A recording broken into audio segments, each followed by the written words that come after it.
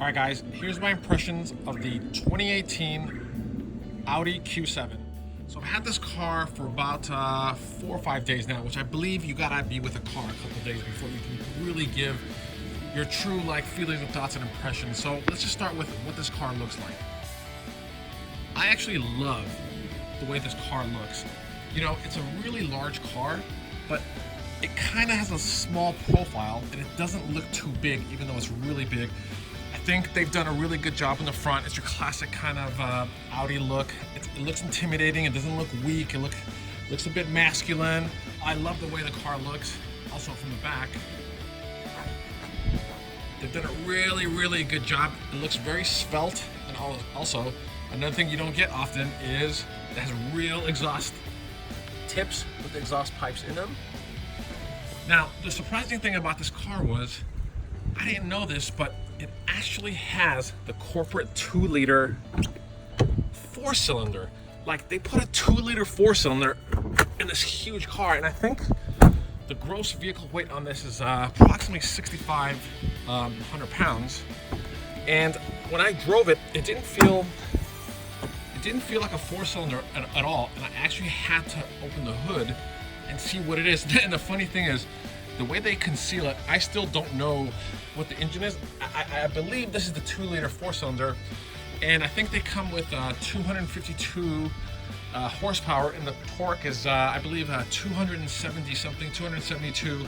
I'll put a graphic up of exactly what it is, but the torque comes in at 1600 RPM. That's the key to this car. The torque being available so low at 1600, basically off idle. This thing really, really hustles. Around town, I really didn't need any more power than this car offered. And I watched a couple of YouTube videos where they raced this against some other competitors, and this was actually the fastest car compared to the other engines that they had, and both the other cars had V6 engines. The only time you actually feel that, like, all right, man, this is only a 4-cylinder, is when you're, like, you know, going 60, 70 miles an hour and you need to accelerate.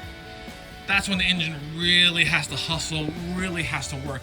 But around town, stop and go traffic, 30 mile an hour speed limits, 40 mile an hour speed limits, this is more than enough power that you need. And all Q7s come with Quattro.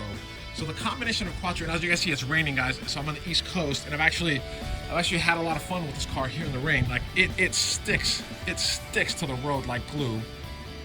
So I think the average person who owns this car, which is going to be a family type kind of arrangement, I think this power plant is more than enough. Now, the interesting thing is, the fuel economy of this car, of this 4-cylinder, is actually the same as the 3-liter supercharged V6 that you can get on this. So it's the same fuel economy. The horsepower, the power is different, but the thing is, these are way cheaper. And I'm sorry, I don't have all the pricing and stuff because this is not my car. I actually got this car through Turo. Thank you so much, Turo. But I think these have like a way lower MSRP than the V6s do. So I think that brings value.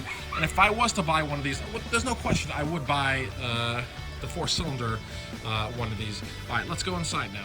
We're inside the Audi Q7 now, and if anyone's familiar with Audis, you'll know they got the standard kind of, I believe this is like a previous generation kind of interior. Some of the newer Audi products have the updated interior. So anyone who's experienced a modern Audi interior knows that this is the cream of the crop interior.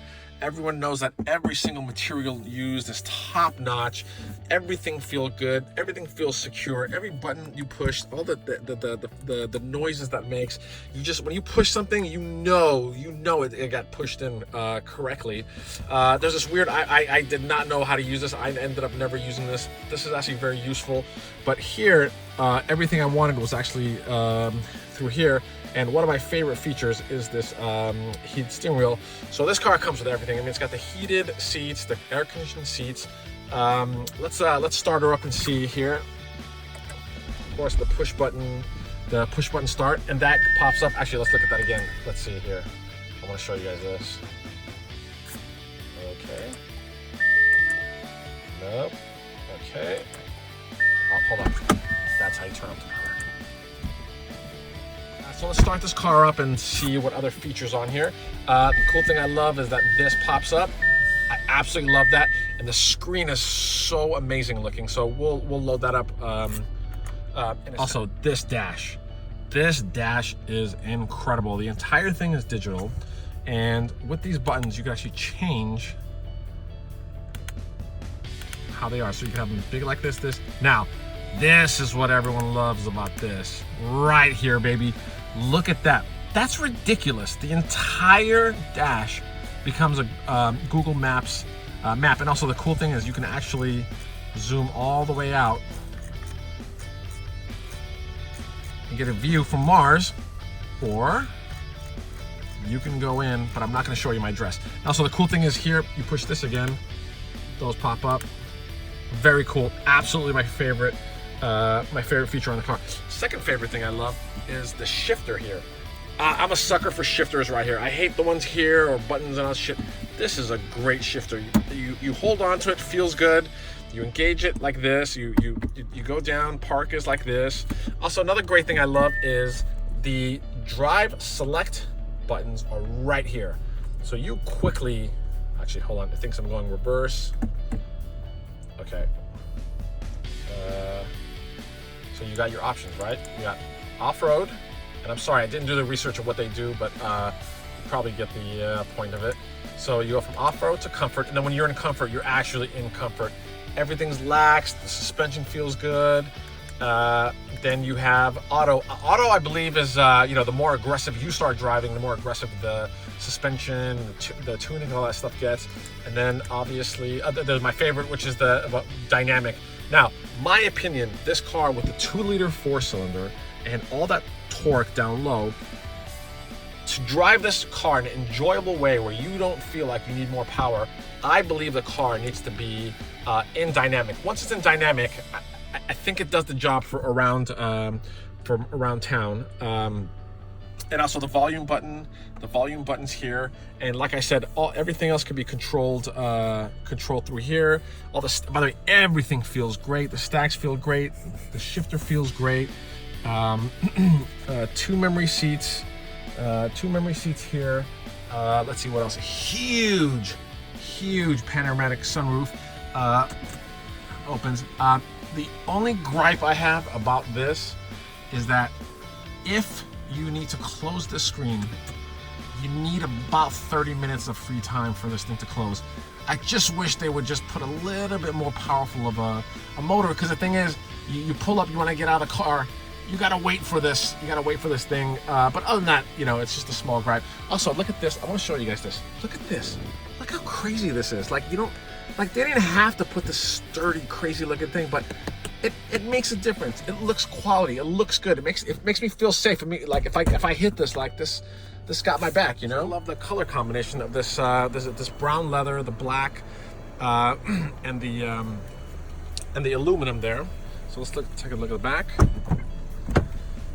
Back, very, very comfortable. Lots of room for 3 full-size adults, and also I love all the stuff here. You can have your heated seats here. You have your air conditioning controls here, and I love cars that actually have the vents, vents here. And the third row, actually, let's do the third row from the back. Standard automatic. So as you can see, we have some luggage here. Let's put this in the back. Okay, let's see here. Let's see.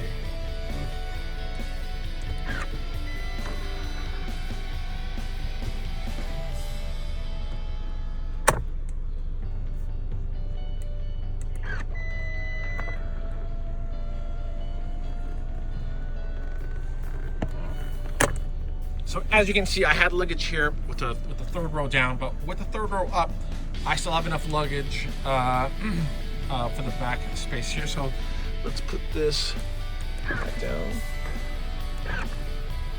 By the way, I love like motorized, like automatic seats and stuff like that. And also these back seats can adjust this way as well. 2018 Q7 with a 2-liter 4-cylinder. I actually love this car. If I if I ever travel somewhere and I need a car and one of these are available on Turo, no doubt this will get my reservation. And I don't think you can go wrong with this. I'm sorry, I don't have any of the pricing, but I think these are in the 60-65 range, and I think to get an Audi Q7 in the $60,000 range, I think is amazing. Again, thank you so much, and this has been my impression of the 2018 Q7.